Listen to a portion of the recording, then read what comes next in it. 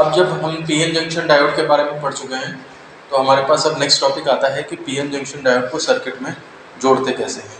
ठीक है, तो सर्किट में जोड़ना मतलब सेल से जोड़ना, और सेल से जोड़ने को यहाँ पर कहा गया है एक शब्द अभिनति, इंग्लिश में इसे बाइसिंग कहते हैं। ठीक है, और टॉपिक का नाम है हमारा पीएन जंक्शन डायोड की अभिनति तथा अभिलक्षणिक वक्र, biasing of PN junction and characteristic curve. पहले तो ये समझो ये कहना क्या चाह रहे हैं, हमें पढ़ना क्या है। तो ये वर्ड अलग है अभिनति, इसलिए कई बार समझ में नहीं आता कि इसमें करना क्या है बच्चों को। तो बाइसिंग वर्ड या अभिनति का मतलब होता है झुकाव। ठीक है, बाइसिंग का मतलब भी झुकाव होता है, और ये ऐसा झुकाव है जिसको कि आप कह सकते हो एक वर्ड होता है और पार्शियलिटी। ठीक है ना, तो पार्शियलिटी माने भी होता है भेदभाव, भेदभाव, और ये भेदभाव है, और बाइसिंग का मतलब जो है वो झुकाव है। दोनों में फ़र्क होता है थोड़ा। पार्शियलिटी ऐसी चीज़ होती है जिसको साफ साफ पता कर सकते हो। ठीक है, कि मान लिया सपोज करो क्लास में बच्चे हैं और कोई होमवर्क करने के लिए खड़ा किया, और पर्टिकुलर बच्चा उसको मैं अच्छा मानता हूँ, ठीक है, या उसके साथ भेदभाव करता हूँ।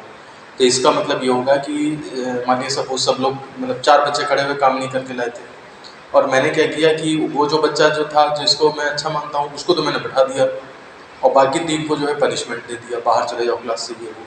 तो ये एक ऐसी बात है जिसको कि हर कोई पहचान जाएगा कि इन्होंने देखो उसको तो छोड़ दिया और इन 3 को पनिशमेंट दे दिया, बाहर क्लास से भेज दिया। तो ये कहलाएगा भेदभाव। ठीक है ना, जिसको इसमें कोई भी मतलब समझ तो सब जाएंगे। अब यह है कि कोई डर के मारे उसको ना कहे, या कोई ना कहे, मतलब मेरे से ना कहे, पीठ पीछे जाकर कहे, वो एक अलग बात है। बाइसिंग वर्ड का मतलब ये होगा जाकर के कि मैं भेदभाव तो करूंगा लेकिन तुम उसको पकड़ नहीं पाओगे, कह नहीं पाओगे, और हो सकता है समझ भी ना पाओ। इसका एग्जांपल ऐसा है कि जैसे मान लिया सपोज करो मैंने कहा होमवर्क करके कौन कौन नहीं लाया, तो 4 बच्चे खड़े हुए लेकिन उसमें वो नहीं खड़ा हुआ जिसको कि मैं अच्छा मानता हूँ, तो मैंने सबको पनिश कर दिया, बाहर चले जाओ क्लास से। ठीक, तो सब कहा जाएगा कि हाँ भाई काम करके नहीं लाया, इसलिए सबने क्लास से बाहर बैठ दिया। अगली बार फिर मैं वही पूछता हूँ दूसरे तीसरे दिन बात की होमवर्क करके कौन कौन नहीं लाया, तो अब की बार 4 बच्चे खड़े होते हैं लेकिन उनमें वो भी बच्चा शामिल है जिसको कि मैं अच्छा मानता हूँ। इस बार मैंने बाहर नहीं भेजा, इस बार मैंने डांटा ऐसे कि ये वो और ऐसे करके पढ़ते लिखते नहीं तुम लोग, और काम करके लाना कल, चलो अच्छा कल करके लाना, और मैंने सबको बैठा दिया। तो ऐसे में तुम साफ साफ नहीं पकड़ पाओगे कि उस बच्चे को पनिश करना था इसलिए मैंने किसी को भी पनिश नहीं किया। समझ आ रहा है कुछ क्या बोल रहा हूँ? तो ये बाइसिंग कहलाई जाएगी। इसमें तुम साफ साफ नहीं पकड़ पाओगे, पता ही नहीं चलेगा तुम्हें कि क्या मतलब किस वजह से मैंने बैठा दिया कभी, और किसी वजह से सेम सिचुएशन में कभी मैं अलग तरह से बिहेव कर रहा हूँ, कभी मैं अलग तरह से बिहेव कर रहा हूँ। तो बाइसिंग और पार्शियल वर्ड में ये बात ध्यान रखना, पार्शियलिटी बिल्कुल हर कंडीशन में होगी जाकर के, बिल्कुल एकदम बिल्कुल उसके पक्ष में हम खड़े हैं, चाहे वो गलत हो चाहे सही हो। लेकिन बाइसिंग मतलब ये है कि हल्का फुल्का रहेगा, तुम इसको ज़्यादा पकड़ नहीं पाओगे। बहरहाल ये तो सब इंग्लिश की बातें हुई, मैं यहाँ पे बात करता हूँ पीएन संधि डायोड की बाइसिंग का मतलब क्या है। मेरे पास पीएन संधि ये है, पीएन संधि डायोड ये है, और बाइसिंग का मतलब है इन दोनों में भेदभाव कर दूँ। इन दोनों में भेदभाव करने का मतलब क्या है, मतलब मान लिया मैं बैटरी को ऐसे जोड़ दूँ, और मान लिया मैं बैटरी को जो है वो इस तरह से जोड़ दूँ। मतलब एक बार मैंने प्लस पी टाइप पे जोड़ दिया, और एक बार मैंने क्या किया माइनस पी टाइप पे जोड़ दिया, तो मैंने 2 सिचुएशन अलग अलग बना दी। तो यही जो है वो क्या कहलाएंगी, बाइसिंग कहलाएंगी, अभिनति कहलाती है। अगर मैं पी टाइप को प्लस से जोड़ दूँ और एन टाइप को माइनस से जोड़ दूँ तो ये तुम्हारा कहलाता है अग्र अभिनति, फॉरवर्ड बाइसिंग। और अगर मैं पी टाइप को प्लस पी टाइप को माइनस से, ये माइनस है ना यहाँ पे, ये पी लिखा था ये, तो पी टाइप को अगर मैं माइनस से और एन टाइप को प्लस से जोड़ दूँ तो ये तुम्हारी जो है वो पश्च अभिनति कहलाती है। अग्र अभिनति को फॉरवर्ड बाइसिंग भी कहते हैं, फॉरवर्ड बाइसिंग, और इसको जो है हम रिवर्स बाइसिंग कहते हैं। तो कहने का मतलब है बैटरी को किस हिसाब से जोड़ा जा रहा है उस हिसाब पे डिपेंड करता है कि वो कौन सी अभिनति बनती है। अग्र अभिनति में ध्यान रखना पी टाइप को पॉजिटिव से जोड़ते हैं, और पश्च अभिनति में ध्यान रखना पी टाइप को नेगेटिव से जोड़ते हैं। ठीक है ना। अच्छा, अब इसके बाद आता है अभिलक्षणिक वक्र।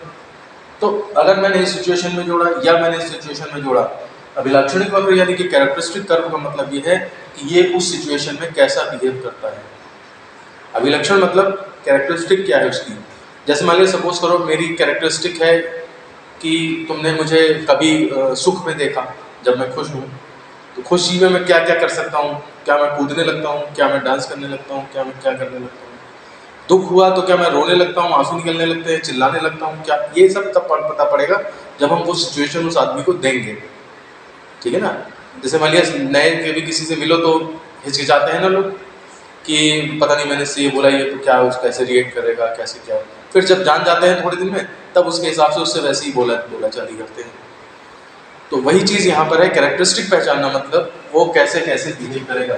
इस सिचुएशन में हम उसे वोल्टेज दें तो कैसे कैसे उसमें करंट बनेगी, और इस सिचुएशन में अगर हम उसे वोल्टेज अलग अलग दें तो किस तरह की करंट बनेगी। ये चीज़ पहचानना जो है वो, ये चीज़ लिखना जो है वो कैरेक्टरिस्टिक कर्व कहलाता है, कि उसकी हमने इस डायोड की इस अभिनति में क्या कैरेक्टरिस्टिक है, इस डायोड की इस अभिनति में क्या कैरेक्टरिस्टिक है। तो ये ग्राफ भी बनाने को एक एक नंबर में अलग से आ जाते हैं, ठीक है ना। तो अब इसके बारे में कुछ लिख लेते हैं। इसमें डेफिनेशन है ज़्यादा और सिचुएशंस हैं जिनमें पहचानेंगे हम कि कब फॉरवर्ड बाइसिंग होती है और कब रिवर्स बाइसिंग होती है, ठीक है ना। देखो हमने डेफिनेशंस लिख दी हैं, बस इसको याद कर लो, पेपर में आएगा तो इसको लिख देना, बस इतना ही लिखना होगा। अभिनति क्या होती है, डीसी स्रोत को डायोड से जोड़ने के तरीके को अभिनति कहते हैं। कि डीसी सोर्स तुमने कैसे जोड़ा, पी को प्लस से जोड़ा या पी को माइनस से जोड़ा।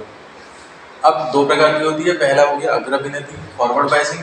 यदि बैटरी का पॉजिटिव सिरा तुमने पी टाइप से जोड़ा है और नेगेटिव सिरा डायोड के एन टाइप से जोड़े तो इस प्रकार प्राप्त अभिनति अग्र अभिनति कहलाती है, ठीक है ना। इस प्रकार प्राप्त अभिनति अग्र अभिनति कहलाती है, अग्र अभिनति कहलाती है, और ये डायग्राम बन जाएगा।